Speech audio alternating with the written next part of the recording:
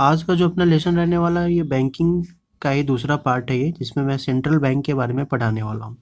Central bank और मैं commercial bank के बारे में मैं पहले ही पढ़ा चुका हूँ, ठीक है। तो सेंट्रल बैंक क्या है, हमारे यहाँ पे सेंट्रल बैंक का नाम है आरबीआई, जिसकी स्थापना हुई थी 1 अप्रैल 1935 में, है ना। 1 अप्रैल 1935 में ये आरबीआई बना था, एग्जिस्टेंस में आया था, ठीक है। और ये सेंट्रल बैंक है इंडिया का। सेंट्रल बैंक क्या होता है? सेंट्रल बैंक सबसे बड़ा बैंक होता है अपने किसी भी देश का। जो सबसे बड़ा बैंक होता है, जो सभी बैंकों को रेगुलेट करता है, जो सभी बैंकों को ये देखता है कि सभी बैंक सही ढंग से काम कर रहे हैं नहीं, है ना। ये वो उसे हम कहते हैं सेंट्रल बैंक। अपने यहाँ जो सेंट्रल बैंक है वो है आरबीआई, है ना। आरबीआई है जिसकी स्थापना हुई थी 1 अप्रैल 1935 में, और उसको नेशनलाइज किया गया था, उसका राष्ट्रीयकरण हुआ था 1949 में। फंक्शंस के बारे में पढ़ेंगे कि क्या क्या फंक्शन है अपने जो भी आरबीआई है, जो भी नेशनल बैंक है, उनका फंक्शन क्या होता है, क्या क्या कार्य होते हैं। फंक्शंस मतलब कार्य, क्या क्या कार्य है। पहला कार्य है इशूइंग ऑफ नोट, नोट जारी करना ना, नोट जारी करना। तो सबसे महत्वपूर्ण और सबसे बड़ा काम है इसका नोट जारी करना। आपको मालूम है कि आरबीआई 2 रुपये से लेकर 10,000 तक के नोट जारी कर सकती है। 10,000 तक के नोट जारी करती है। इन 2 रुपये से अधिक, 2 रुपये और 2 रुपये से अधिक जितने भी नोट आते हैं वो सब कौन जारी करता है? ये आरबीआई जारी करती है। तो पहला इसका काम यही है, इशूइंग ऑफ नोट्स, नोट को जारी करना ना, करेंसी जारी करना। किसका काम है? आरबीआई का काम है ना। तो आरबीआई कौन कौन से नोट जारी करती है? 2 रुपये और उससे अधिक और 10,000 तक के नोटों जारी कर सकती है। 2,000, 500, ये सब नोट कौन बनाती है? आरबीआई बनाती है, ठीक है। और इसमें सिग्नेचर होते हैं आरबीआई के गवर्नर के। लेकिन 1 रुपये के नोट और सभी सिक्के कौन जारी करता है? ये दोनों काम है वित्त मंत्रालय का। वित्त मंत्रालय यानी फाइनेंस मिनिस्ट्री, ठीक है।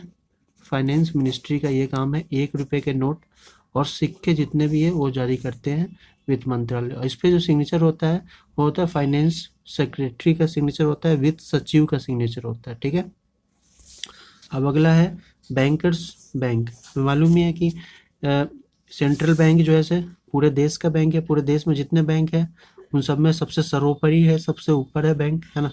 तो बैंकर्स का बैंक यानी जितने भी बैंक होते हैं उनको पैसा जमा कराना पड़ता है। मान लीजिए एसबीआई हो गया, मान लीजिए पीएनबी हो गया।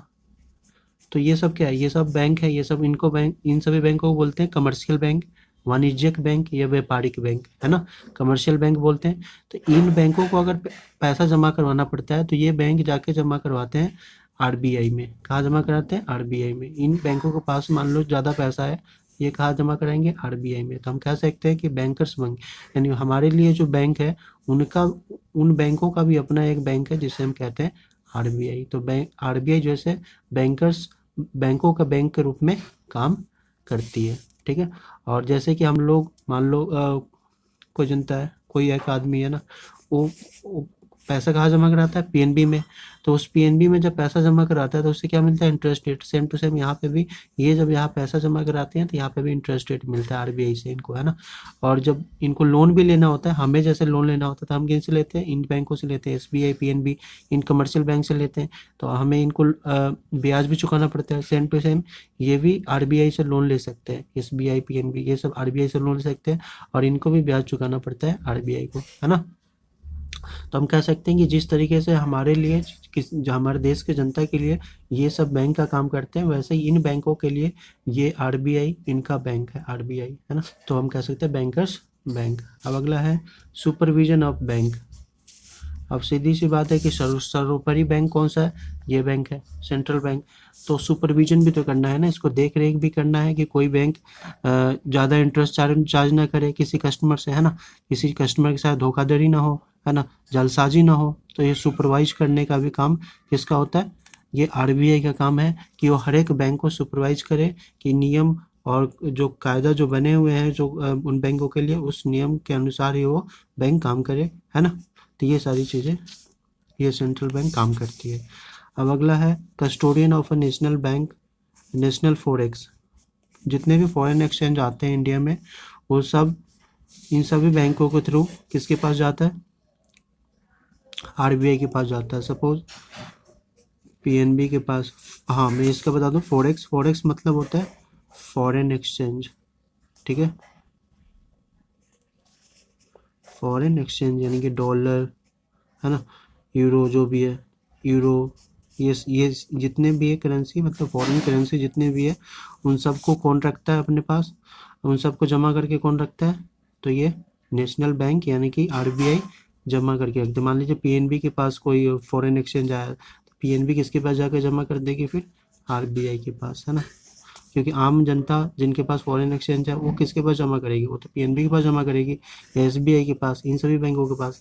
और ये सभी बैंक जाके आरबीआई को दे देते हैं, आरबीआई के पास रहता है पूरा, जितना भी देश का जो फॉरेन एक्सचेंज है वो सब आरबीआई के पास रहता है।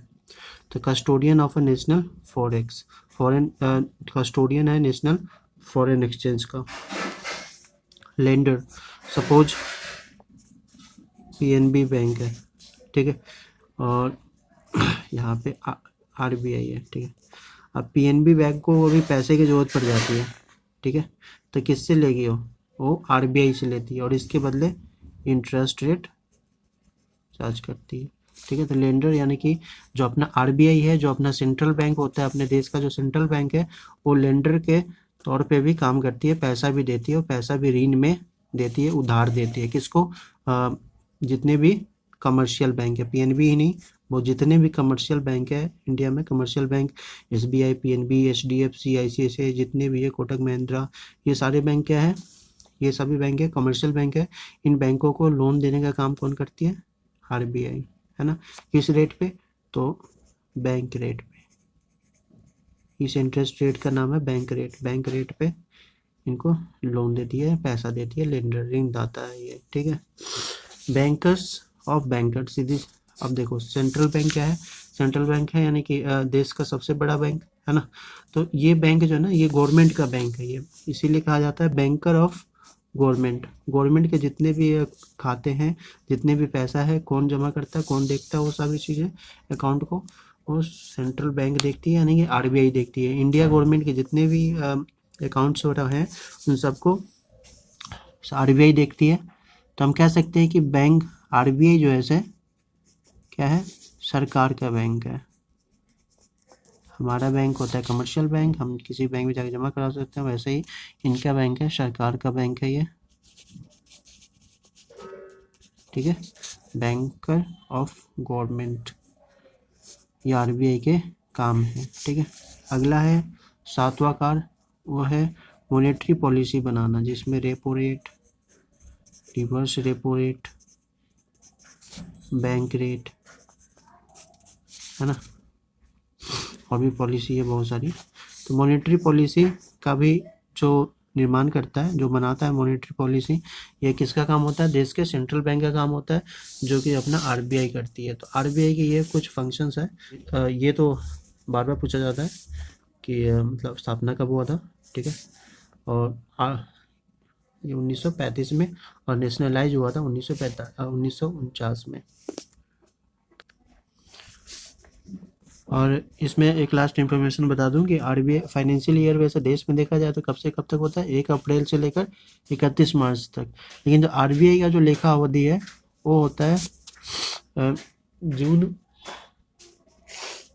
1 जुलाई से 30 जून तक, है ना, 1 जुलाई से 30 जून तक होता है, 1 जुलाई से 30 जून तक इसका लेखा अवधि होता है, इसका आरबीआई का, ठीक है। तो बस ये था अपना सेंट्रल बैंक। अगर आपको समझ में आया तो आप लाइक कमेंट ज़रूर कीजिए, बताइए मुझे, और कुछ समझ नहीं आया उसको भी बताइए ताकि मुझे मालूम चले और मैं अगली बार जो वीडियो बनाऊँ उसमें मैं इम्प्रूवमेंट कर सकूँ। Thank you, bye.